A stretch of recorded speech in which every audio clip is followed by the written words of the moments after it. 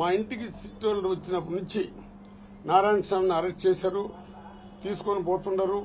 వాళ్ళ ఇంట్లో డబ్బులు ఉండదు, దాన్ని లెక్క పెడుతున్నారు. రకరకాలుగా వచ్చింది. మా నియోజకవర్గమే కాదు, రాష్ట్రం అంతా కూడా దీనిపైన ఏమైపోయిందో ఏమో అని ఆలోచన పడేటట్టు వాళ్ళు చేయటం జరిగింది. వాళ్ళ విజ్ఞతకు వదిలేస్తున్నాను. నేను ఏ రోజు కూడా ప్రస్తుతాన్ని నేను అనవసరంగా మాట్లాడి మరి ఇంత కసి, ఇంత కార్పణాలు, ఇంత ద్వేషం, ఇంత పగ ఎందుకు వచ్చిందో అంటే ఆ మీడియా పేర్లు చెప్తే, ప్రెస్ వాళ్ళ పేర్లు చెప్తే మళ్ళీ ప్రెస్ వాళ్ళందరూ ఒకటి అయిపోతారు. నువ్వు ప్రెస్ వాళ్ళు తిట్టినా అంటారు. ఎంత బాధ వేస్తున్నదంటే నేను సమితి ప్రెసిడెంట్ గా పనిచేస్తా 5 సంవత్సరాలు. నా పరిపాలన ఎట్లుందో 1981లో రామారావు కూడా మళ్ళీ 84లో వచ్చారు. ఎక్కడ గానీ నేను నీతిగా బతికి ప్రజలకు సేవ చేస్తానే గానీ వేరే రకంగా నేను ప్రవర్తించాల. ఆ రోజు కూడా ఎడ్యుకేషన్ పైన 175 గ్రామాల్లో స్కూళ్లు పెట్టించాను నేను.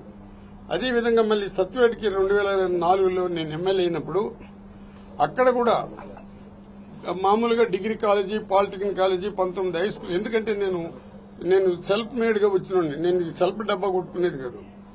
ఎక్కడైనా సరే నా పైన నేను పరిపాలించినటువంటి నా నియోజకవర్గాల్లో కూడా ప్రజలకు సేవ చేశానే గానీ ఏ రోజు కూడా నేను ప్రజలకి సేవ చేయకుండా వేరే రకంగా వచ్చిందిలా. ఇంకోటి మీ అందరికి కూడా చెప్తున్నాను, ఎప్పుడు కూడా ఇప్పుడు మనం ఉన్నాం, సత్యవేడు ఉంది, ఇక్కడ ఉంది, అక్కడ కూడా SCZ పెట్టినప్పుడు కూడా రకరకాలైన ఏది కూడా ఏ రోజు కూడా నా పైన వ్యతిరేకమైన భావాలతో ఏం మీడియా కూడా రాయలా. కాంట్రాక్టుల దగ్గర డబ్బు తీసుకునే అలవాటు నాకు లేదు, ఉద్యోగాలు తీసుకునే అలవాటు లేవు. నేను కేవలం పేదవాడిగా వచ్చినా, పేదవాడిగా పెరిగినా, కానీ నాకు ఈ విద్య పైన ఎక్కువ ఉంది కాబట్టి రాజశేఖర రెడ్డి గారు ఆయన ఫీజు రింబర్స్మెంట్, ఆరోగ్యశ్రీ పెట్టాడు. జగన్మోహన్ రెడ్డి గారు తన ప్రభుత్వంలో ఎన్ని స్కీములు పెట్టినా అమ్మఒడిని పెట్టి ఆరోగ్యశ్రీని ఎక్కించారు. అందువల్ల నాకు యాక్చువల్ గా ఆ కుటుంబం అంటే నాకు హృదయపూర్వకంగా నేను ఆ కుటుంబానికి ధన్యవాదాలు చెప్తున్నాను. నిన్న ల్యాప్టాప్ తీసుకుని కూర్చున్నాను.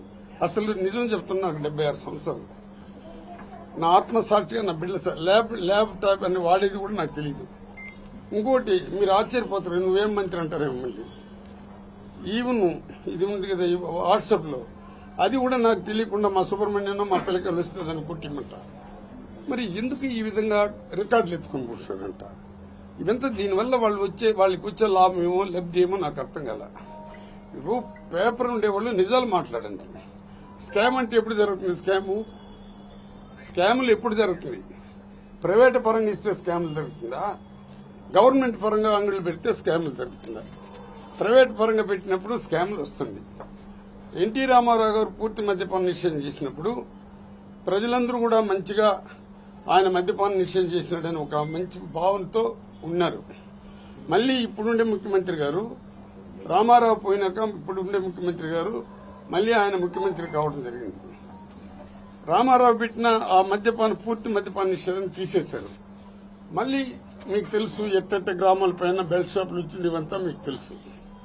జగన్మోహన్ రెడ్డి గారు ప్రజా సంకల్ప యాత్ర చేసినప్పుడు రాష్ట్రమంతా, అంటే మన ఆంధ్ర రాష్ట్రం అంతా మహిళలు మాకు ఈ మద్యపానం ఈ విధంగా బెల్ట్ షాపులు విపరీతంగా అయింది, ఎక్కడ చూసినా బళ్ళు కాడ గుళ్ళు కాడ బెల్ట్ షాపులు పెట్టారు, మా అవస్థ చాలా భయంకరంగా ఉంది, స్టూడెంట్స్ కూడా ఆడబిడ్డలు కూడా సరిగ్గా పోలేకపోతున్నారు, మాకు ఇది మీరు ఖచ్చితంగా ఆయన ప్రజా సంకల్ప యాత్రలో జగన్మోహన్ రెడ్డి ఎక్కడికి పోయినా ఎక్కువగా మహిళలు కోరింది ఇదే. అందువల్ల ఆయన మాట ఇచ్చాడు. ఇది మేనిఫెస్టోలో కూడా ఒక భగవద్గీతగా, బైబిల్గా, ఖురాన్గా తీసుకుని వచ్చి దాని ప్రకారంగా మద్యపాన నిషేధం అనేది దశల వారీగా తీసుకుని వస్తామని ఆయన దశల వారీగా తీసుకుని వచ్చే కార్యక్రమాలు చేశారు. అప్పుడు చంద్రబాబు నాయుడు గారు ఉండేటప్పుడు 43,000 బెల్ట్ షాపులు, పర్మిట్ షాపులు అంతా ఉండింది. అప్పుడు కూడా 4,383 షాపులు ఉండింది. ఎక్కడ చూసినా ఈ మందు తప్ప వేరేది కనబడలా. దాన్ని స్కామ్ కింద తీసుకుని వస్తారా? ఇప్పుడుండే గవర్నమెంట్ లో కంప్లీట్ గా మద్యపానం అనేదాన్ని మన ప్రభుత్వం తరపునే షాపులు పెట్టి ప్రభుత్వం తరపునే రన్ చేసినప్పుడు ప్రైవేట్ గా ఉండేటప్పుడు లంచాలు ఇస్తారా? గవర్నమెంట్ తరపున వచ్చినప్పుడు లంచాలు ఇస్తారా? మీరే ప్రజలకు తెలియపరచండి. అన్నిటికన్నా మించి వేళలు కూడా ఇప్పుడు మద్యం అనేది కొన్ని టైమింగ్స్ పెట్టి జగన్మోహన్ రెడ్డి ఉండేటప్పుడు టైమింగ్స్ కూడా తగ్గించి స్కేల్స్ పెట్టి చేయటం జరిగింది. అదే చంద్రబాబు నాయుడు గారు ఉండేటప్పుడు ఎక్కువ చేశారు. ఈ రోజు పరిస్థితి మళ్లీ దాదాపు ఒక కొల్లాగుంట ఎత్తుకుంటే కూడా ఇప్పుడు ఈ ప్రభుత్వంలో కూడా ఎవరు ఈ షాపులు ఎవరు రన్ చేస్తున్నారు? ప్రభుత్వం చేస్తున్నదా, గవర్నమెంట్ చేస్తున్నదా? ఒకసారి మీరు ఆలోచించండి. ఈ రోజు బెల్ట్ షాపులు ఒక కొల్లాగుంటలోనే 6 బెల్ట్ షాపులు, 2 మద్యం షాపులు వస్తున్నాయి. ఎత్తుకున్నోడు డబ్బిస్తాడా? గవర్నమెంట్ రన్ చేస్తే డబ్బిస్తారా? మీరు దీన్ని స్కామ్ స్కామ్ స్కామ్ స్కామ్ అని దీన్ని ఈ విధంగా ప్రచారం చేసుకుని రకరకాలుగా ప్రచారం చేశారు.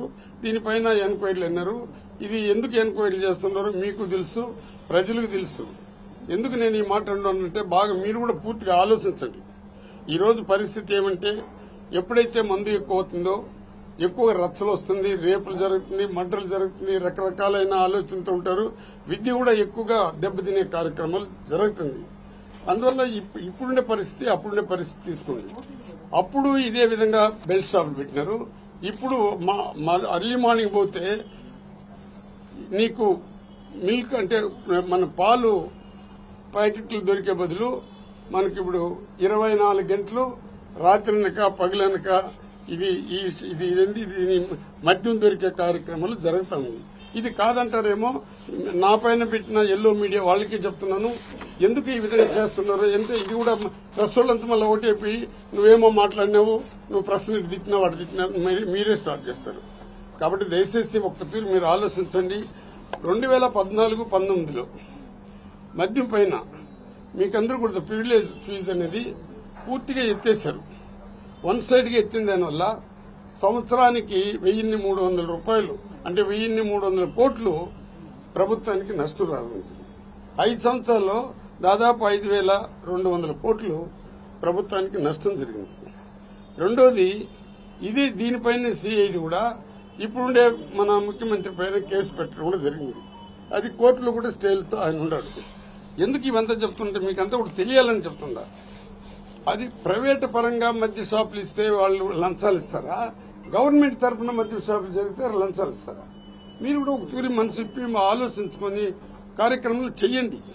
ఇటువంటి సంఘటనల వల్ల ఈ విధంగా చేసేదాని వల్ల ఎవరికి నష్టం అంటే ప్రజలను తప్పుదోవ పెట్టించే కార్యక్రమాలు చేయొద్దు. ఇదే విధంగా ఎల్లో మీడియా కూడా తెలుసు ఇప్పుడు ఎవరు మద్య షాపులు నడుస్తున్నారు, ఇది ఏ విధంగా జరుగుతున్నది. ప్రతిరోజు ఎమ్మెల్యేలు కూడా తెలుగుదేశానికి సంబంధించిన ఎమ్మెల్యేలు కూడా నిన్న రవీంద్ర రెడ్డి గారు కూడా బ్రహ్మాండంగా చేశారు. ఏ విధంగా ఎమ్మెల్యేలే అసంతృప్తి పడి ఈ విధంగా ప్రజలందరూ కూడా దెబ్బతింటే తీస్తూ ఉండారని వాళ్ళకి కూడా తెలుస్తుంది. ఈ విధంగా అంతా చేస్తుండరు. నా పైన ఇటువంటి దుష్ప్రచారాలు చేయాల్సిన అవసరం లేదు. జగన్మోహన్ రెడ్డి గారు తీసుకున్న నిర్ణయం కూడా పబ్లిక్ కోసం ప్రజల కోసం తీసుకున్నాడు కానీ వేరే ఆలోచనతో ఆయన తీసుకోలే. ఆయన ఏ విధంగా అది కూడా ఎందుకు చెప్తున్నానంటే ఆయన ఎక్కడ ఇంటర్ఫీరెన్స్ కూడా కాలా. నన్ను క్వశ్చన్లు వేశారు, నేను జవాబు ఇచ్చిన. ఆ సిట్ వాళ్ళు ఏమన్నా మీకు నేను ఏం జవాబు ఇచ్చినాను, వాళ్ళు ఏం క్వశ్చన్లు వేసినారు మీకు ఏమైనా చెప్పినారా? దాన్ని మీరు తప్పుడు ప్రచారం చేసి అందరినీ తప్పుడు దోవలు పట్టించే కార్యక్రమాలు చేసేది మీకు మంచిదాన్ని నేను పత్రికా యాజమాన్యాన్ని ఎవరైతే ఈ విధంగా తప్పుడు ప్రచారం చేస్తున్నారో వాళ్ళని నేను గట్టిగా అడుగుతున్నాను. ఇప్పుడైనా మీరు మనసును మార్చుకోండి. ఇటువంటి తప్పుడు ప్రచారాలు చేసే కార్యక్రమాలకి స్వస్తి చెప్తే ఇంకా బాగుంటుంది. స్కామ్ అనే దానికి ఆలోచన లేకుండా చేసినటువంటి నిర్ణయం జగన్మోహన్ రెడ్డి గారు ప్రభుత్వంలో. స్కామ్ అనేది స్టార్ట్ కావాలనేది నిర్ణయం చంద్రబాబు నాయుడు గారు తీసుకుంది ప్రభుత్వం. ఈ విధంగా మాట్లాడితే ఎవరో ఒకరిని పిలిపించి కేసు పెట్టి వాళ్ళపైన కూడా కేసు పెట్టండి, ఎత్తి లోపలేయండి, నవ్వితే కేసు, గట్టిగా మాట్లాడితే కేసు, ఉన్నట్టు మాట్లాడితే కేసు, వాళ్ళని జైలు పంపించండి కార్యక్రమాలు చేస్తూ ఉండదు. కాబట్టి మీరు కూడా దయచేసి ఒక్క తూరి ఆలోచించుకోండి. నేను ఇప్పుడు కూడా మళ్ళీ నేను ఖచ్చితంగా చెప్పదలుచుకున్నాను. నా నియోజకవర్గంలో మీరే పోయి చూడండి, ఏ గ్రామాన పోయి అడగండి, ఏ ఊరైనా అభివృద్ధి అయిందా లేదా. జగన్మోహన్ రెడ్డి ప్రభుత్వంలో నేను నా నియోజకవర్గంలో కూడా దాదాపు గుళ్లు లేదంటే 125 గుళ్లు సైన్ చేసి అది కూడా 90% కంప్లీట్ అవుతా ఉన్నది. రోడ్లు 70% కంప్లీట్ చేసిన. అదేవిధంగా మన ఆర్డబ్ల్యూఎస్ స్కీమ్స్ కూడా దాదాపు 145 గ్రామాలకి ట్యాంకులు కట్టించే కార్యక్రమాలు కూడా చేసినాము. ఎందుకంటే క్వశ్చన్లు వేస్తున్నారు, దానికి నేను జవాబు చెప్పింది వాస్తవం. నా దగ్గర ఏంటంటే ల్యాప్టాప్ ఎత్తుకుని ఎంత అబద్దాలు పెడతారు. దీనివల్ల వాళ్ళకి వచ్చే ఫలితం ఏంటో నాకు అర్థం కల. అందులో సాక్షాత్తు భగవంతుడి దగ్గర ఉండే చైర్మన్ ఛానల్స్ కూడా భగవంతుడు అంటే వెంకటేశ్వర స్వామి. దేవుణ్ణి మనం ఎంత తిట్టినా ఆయన మనం తిట్టడు. ఆయన దానికి పనిష్మెంట్ ఇప్పుడు ఒకనాటికి చేస్తాడు. నేను నిజంగా నేను చెప్పింది ఎంత వాస్తవం అయితే భగవంతుడు నన్ను కాపాడతాడు. నేను అన్యాయంగా కానీ మాట్లాడుంటే భగవంతుడు నాకే దెబ్బతీస్తాడు. ఎక్కడ తప్పు చేసినాము, ఎక్కడ నేను ఏ విధంగా చేసినాను, నేను ఏం జరిగిందో తెలియకుండా అన్యాయమైన ప్రచారాలు పెడితే మీకు వచ్చే లాభాలు ఏందో నాకు అర్థం కల. కాబట్టి మీకు మళ్లీ నా విజ్ఞప్తి ఏమంటే, ఈ ఎవరైతే జగన్మోహన్ రెడ్డితో కూడా సన్నిహితంగా ఉన్నారో అసలు ప్రైవేటు సంస్థలతో మాట్లాడాల్సిన అవసరం లేదు. ఆయనతో కూడా ఎమ్మెల్యేలు, మంత్రిగా ఉండేవాళ్ళు, ఎంపీలుగా ఉండేవాళ్ళ పైన, ఆయన బాగా దగ్గరగా ఉండేవాళ్ళ పైన తప్పుడు కేసులు పెట్టి కక్షతో, కార్పణతో, ద్వేషంతో రగులుతూ జైలు పాలు చేసే కార్యక్రమాలు ఈ గవర్నమెంట్ లో జరుగుతున్నది. ఇది మంచి పద్ధతి కాదు. నిజాలు ప్రజలకు తెలియపెట్టండి. మీరు చెప్పినటువంటి ఆ స్కీములు, అదేదో సూపర్ 6 జగనాన్ని ఇచ్చింది అట్నే కంటిన్యూ చేస్తానన్నారు. దాన్ని చేసి ప్రజలతో మన్నను పొందాల్సిందిగా మీ ద్వారా ముఖ్యమంత్రి చంద్రబాబు నాయుడుకి చెప్తున్నాను. చంద్రబాబు నాయుడు గారికి మన ముఖ్యమంత్రికి నా మైండ్ బాగా తెలుసు. నేను సమితిప్రెంట్ గెలిచినప్పుడు కూడా నన్ను ఏ విధంగా ఆయన అప్పుడు వ్యతిరేకంగా ఉంటే కూడా నేను గెలిచినాను. మళ్ళీ వెంటనే ఏ విధంగా నా దగ్గరికి వచ్చారు, నేను ఏ విధంగా తిరస్కరించానని ఆయన ఆత్మసాక్షి తెలుసు. మొన్న 23 మంది 14లో కూడా 23 మంది కూడా పోయినప్పుడు నా దగ్గరికి ఎట్టొచ్చారు. నేను డబ్బుకో పదవికి ఆశపడి నా జీవితంలో ఏ రోజు కూడా నేను తలవంచలా. అది చంద్రబాబు నాయుడు కూడా తెలుసు. ఆయన పబ్లిక్ మీటింగ్ లో కూడా అయ్యో పాప నారాయణ స్వామి టీ కూడా మన గంగాధర్ నెల్లు మాట్లాడిన మాట చెప్తున్నా. టీ కూడా తాగడం ఎక్కడైనా చవరాలు, నేను ఎక్కడ తప్పుడు చవరాలు పెట్టలేదు. నేను అందులో కూర్చోంటే కూర్చో, లేయి అంటే లేయి అని వచ్చిందని అంత దరిద్రంగా నేను అంబేద్కర్ ఆశయాలతో బతికినోడిని. ఎవరికి నేను తల ఉంచను. నా ఇంట వంట కూడా ఆ భయం అనేది లేదు. నా పైన ఒకవేళ ఈ విధంగా మాట్లాడాలని ఇంకా తప్పుడు కేసులు పెట్టుకుంటే అది వాళ్ళ మనస్సాక్షికి వదిలేస్తుందా. నేను ఎక్కడ గాని నీతికి నిలబడినా, నిజాయితీకి నిలబడినా, ప్రజల కోసం సేవ చేసినా, కావాలంటే గంగాధర్ నెల్లూరు తిరగండి, సత్యవేళ్ళ తిరగండి. నేను పదవి ఉండేటప్పుడు నేను ఏ విధంగా అభివృద్ధి చేసినానో ఓపెన్ గా ప్రజలు చెప్తారు కదా. ఈ విధంగా పుంకాలుగా అబద్దాలు చెప్పి పేపర్లో రాసుకునే దానివల్ల వాళ్ళకి వచ్చే లాభాలేమో నాకు అర్థం కాదు. మీ ద్వారా మళ్లీ ఒకటి నేను నిర్ణయం చెప్తున్నాను. ప్రజలకి ఎవరు మంచి చేస్తున్నారు, ప్రజలకి ప్రభుత్వానికి వారధిగా నిలబడాల్సిన పత్రికలు దాన్ని చక్కగా పాటించాల్సిందిగా మిమ్మల్ని కోరుకుంటున్నాను. నేనేం మాట్లాడినానో అదే పెట్టండి. దాన్ని కల్పితం చేసి, దాన్ని కట్ చేసి, ఎప్పుడో నేను నిలబడిందని తీసుకుని అక్కడ పెట్టి ఇటువంటి పనులు మీ ద్వారా చేయొద్దండి. దానివల్ల ప్రజలు కూడా ఇటువంటి మాటలు మాట్లాడేదాని వల్ల ప్రజలు కూడా అసహించుకునే పరిస్థితి తెచ్చుకోవద్దండి. మీకు నేను నా హృదయపూర్వకంగా, ఎవరో ఇంకొక ఆయన ఒక మాట వేసినాడు. ఎప్పుడో ఫోటోలు పెట్టి రకరకాలుగా, అంటే నేను అందరితో ఉంటాను జనరల్ గా. నేను థామస్ నిజంగా థామస్ అనే అబ్బాయి మా ఎమ్మెల్యేగా నిలబడినాడు. మా నియోజకవర్గం, మా పంచాయతీ నాకు చాలా దగ్గర. ఆ పంచాయతీలో కంప్లీట్ గా 83లో మా పాదిరూపు కాలినప్పుడు అల్లాగుంట కూడా ఖాళీ చేసినాడు. అల్లాగుంటలోనే పుట్టిన అబ్బాయి. వాళ్ళ నాయన నాతో బాగుంటాడు, మున్సామని పెద్దబ్బా. వాళ్ళకి అందరికి కూడా నాతో బాగుంటే ఖాళీ చేసినప్పుడు కూడా మళ్లీ నేను సమితిగా వాళ్ళందరినీ తీసుకొచ్చి గ్రామాలు వదిలినా. ఎంతసేపు వీడు దళితుడని, వీడు ఎస్టీ అని, వీడు బీసీ అని, వీడు మైనారిటీ అని, వీడు పేదవాడనే దృక్పథంతో చూడకుండా ప్రజలకు సేవ చేసే కార్యక్రమాలు మూడిట్లోనే బాగుపడుతుంది. మీ ద్వారా చంద్రబాబు నాయుడు కూడా చెప్తున్నాను. ఎడ్యుకేషన్ సంపద, ఎడ్యుకేషన్ ఇంగ్లీష్ మీడియం మళ్లీ కంటిన్యూ చేయండి.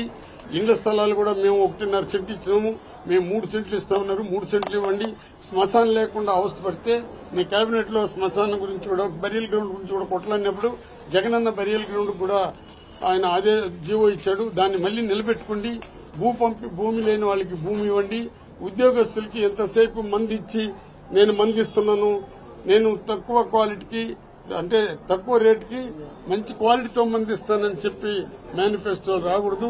అటువంటి మేనిఫెస్టో నాకు 50 సంవత్సరాలు సర్వీస్ లో, రాజకీయ సర్వీస్ లో నేను తక్కువ డబ్బుకి మంచి క్వాలిటీ మంది ఇస్తానని చెప్పి ఓట్లు అడిగిన వాళ్ళ చరిత్రలు ఎక్కడా లేదు. అది మన ఆంధ్రలోనే జరిగింది. దాన్ని ప్రజలు చిన్న బిడ్డల్ని చెడపకుండా వాళ్ళ విద్యావంతులు చేసేదానికి ఏదైనా కార్యక్రమాలు ఉంటే తీసుకుని రావాల్సిందిగా నాకు చతుర్థం అనేది చంద్రబాబు పైన నాకు చతుర్థం లేదు. కేవలం పాలసీ పైన నేను మాట్లాడుతున్నాను. దాన్ని అర్థం చేసుకుని మీరు కూడా నేను ఏది మాట్లాడినా అది పెట్టండి.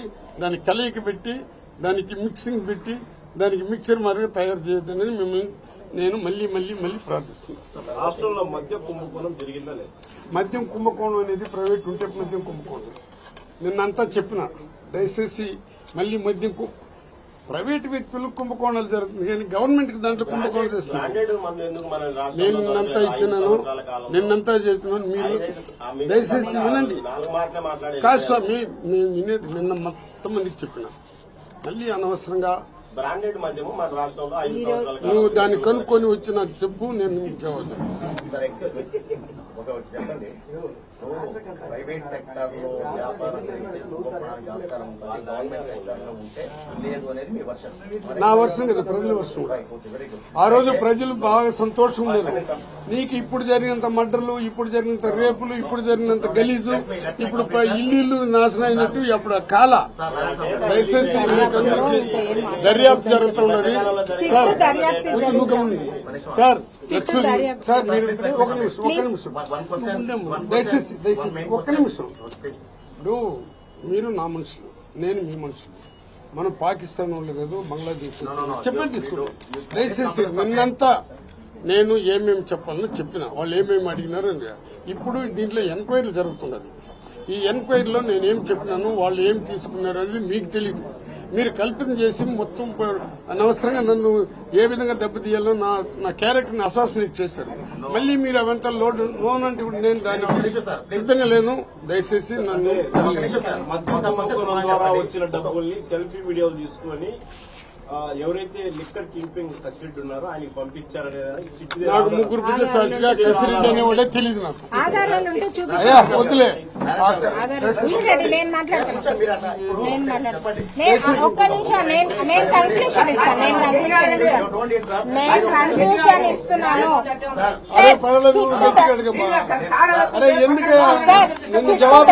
సార్, సిట్టు దర్యాప్తు జరిగేటప్పుడు ఆయన ఏం చెప్పాలో అన్ని సిట్టుకు చెప్పి జరిగింది. ఇప్పుడు ఏం మాట్లాడేస్తున్నారు. ఇంకా లీవ్ ఇట్ అంతే. మేము ఆ ఇన్ఫర్మేషన్ అంతా ఇచ్చేసాము. సో దర్యాప్తులో ఉండేటప్పుడు నాన్న ఏం చెప్పాలో చెప్పేశారు. No sir, no. సార్ మీ పేరేం పేరు సార్? భాస్కర్ గారు. ప్లీజ్ నేను ఆర్గ్యూ చేస్తాను. చెప్పాల్సింది చెప్పేసాను.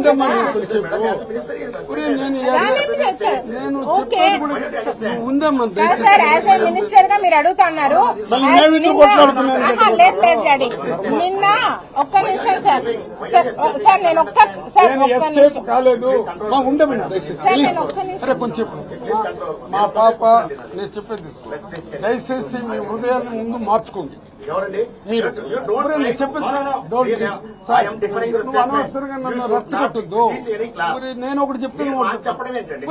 నిన్నంతా నాకు దర్యాప్తు జరిగిందండి. నువ్వేం రాసుకుంటావు రాసుకున్నాను పైన. నిన్న దర్యాప్తు జరిగింది. దర్యాప్తులు చెప్పినాను. ఇప్పుడు కేసు ఉంది. నా పైన అన్యాయంగా జరిగిన దాన్ని అయ్యా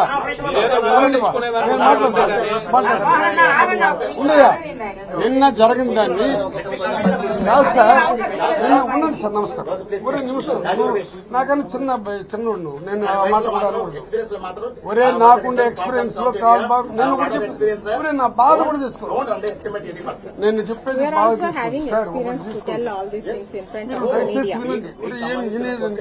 నాకన్నా నీ వయసులో నేను నీకన్నా ఎక్కువ మాట్లాడతాను. కొంచెం వినండి సార్.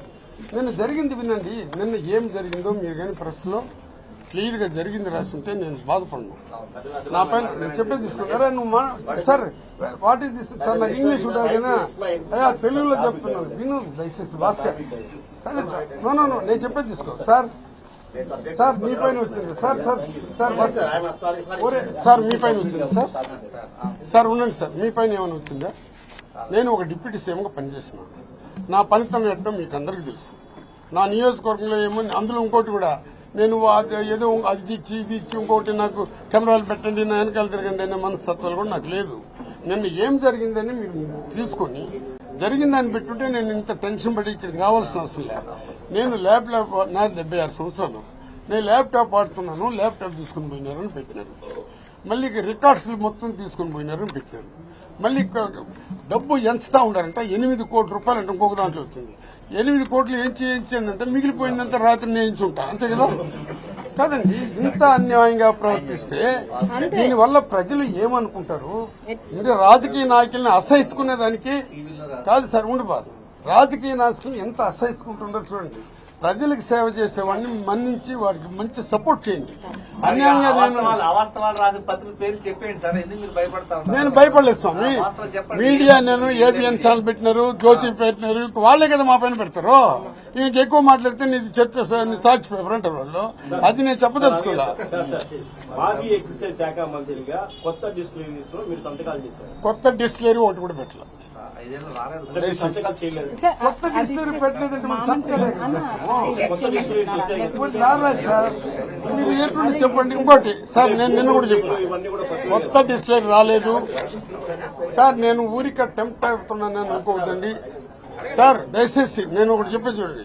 మీకు మీ క్యారెక్టర్ అసాసినేట్ కాల ఈ ఇండియాలోనే నేను గట్టిగా చెప్తా. ఒక దళితులుగా పుట్టి దళితులు అనేవాళ్ళు ఏ రిజర్వేషన్ ఉన్నా కానీ దళితులకు అన్యాయం జరిగితే మాట్లాడే పరిస్థితి కూడా ఉండదు. వాళ్ళు ఏ పార్టీలోనే చెప్పే తీసుకో. నేను నిన్న నన్ను ఎంత క్యారెక్టర్ అసాసినేట్ చేసినారంటే సిట్ వాళ్ళు వచ్చారు, వాళ్ళు విచారించారు. నేను వాళ్ళకి జవాబు చెప్పినాను. దాంట్లో నేనేదో వాళ్ళు అంతా వాళ్ళు పైన వాళ్ళు చేసినారు, నాకేమీ తెలియదని చెప్పినట్టు రకరకాలుగా పెట్టినారు. నేను చెప్పింది మీకేమన్నా వాళ్ళు సిట్ వాళ్ళు నన్ను విచారించిన మీకు పంపించారు. రెవెన్యూ వాళ్ళు వచ్చారు కదా సార్, మీ రెవెన్యూ అధికారులు కూడా వాళ్ళ సమక్షంలో విచారించారు. రెవెన్యూ అధికారులు రాలా. వచ్చారు కదా సార్. అది వాళ్ళు ఈఆర్ఓలో లాస్ట్ లో వచ్చి కనబడినారు. వాళ్ళు వచ్చినట్టు వాళ్ళ దగ్గర సిగ్నేచర్ తీసుకునే దానికి వాళ్ళు తీసుకొని వచ్చినారట. Technical team, police technical team కూడా టెక్నికల్ టీము పోలీసు వాళ్ళు పైకి రాలా. నన్ను అడిగింది ఓన్లీ సిట్ వాళ్ళు అడిగినారు. నేను సిట్ వాళ్ళకి ఏం చెప్పినారో వాళ్ళు నాకు సహకరించారు. వాళ్ళు అడిగిన దానికంతా నేను క్లియర్ గా జవాబు ఇచ్చినాను. నేను వాళ్ళు మాట్లాడుకున్నాము. నేను ల్యాప్టాప్ నేను వాడిన ల్యాప్టాప్ ఎత్తుకుని పోయినారు, మీరే పెట్టినారు. 8 కోట్ల రూపాయలు ఇంచి 50 బ్యాగులు వేసుకుని పోయినారో నాకు తెలియదు. రెండోది రికార్డులు మొత్తం హ్యాండ్ ఓవర్. ఏమి రికార్డు ఉండదు నాకు హ్యాండ్ ఓవర్ చేసేదానికి. నేను సమితి ప్రెసిడెంట్ కాకముందు దాదాపు మా మేనమామ అందరూ కలిసి 9 ఎకరాలు ఏదో మాది సెటిల్మెంట్ పట్టాలు ఉండదు. అర్థమైందా? దాని తగ్గి ఇంకోటి నా ఆస్తులంతా హ్యాండ్ ఓవర్ చేసుకుని మీరు సపోర్ట్ చేస్తున్నారు కదా మన ముఖ్యమంత్రి గారు. ఆయన దగ్గర ఒక 0.0000001 పాయింట్ ఇచ్చేసి ఎత్తుకుని పడండి. ఏంటంటే ఇంత ఒక క్యారెక్టర్ అసాసినేట్ చేసి అదే బలం